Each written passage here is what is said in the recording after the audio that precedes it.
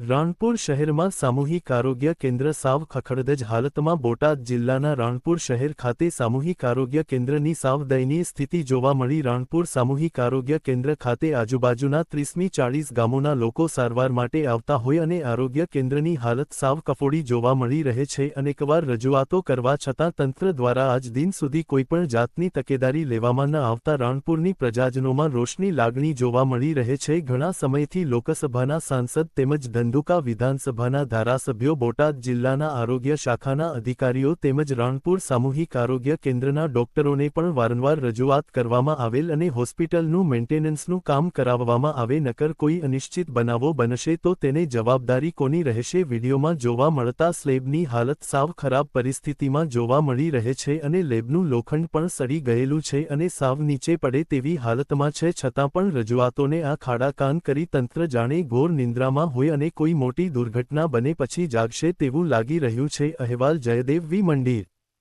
તમારું નામ? અજયભાઈ પરમાર, બોટાદ શિવસેના જિલ્લા અધ્યક્ષ।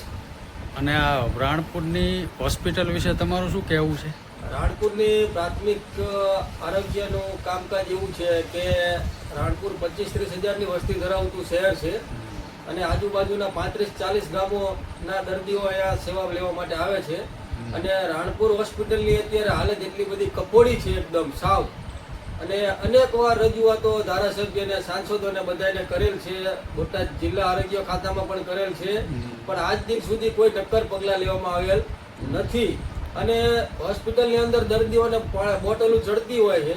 તો ઉપર છત ઉપર જોઈને જ બોટલો ચડાવવાની કારણ કે ઉપર તો છતમાં બધું ગાબડા પડી ગયા છે, સરિયા બધા દેખાય છે, ક્યારે ઉપરથી પડશે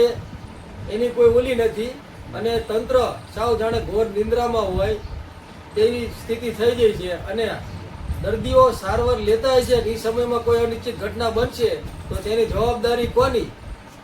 તો તંત્ર શું આ ઘોર નિંદ્રામાં છે? કોઈ અનિશ્ચિત બનાવ બને પછી જાગશે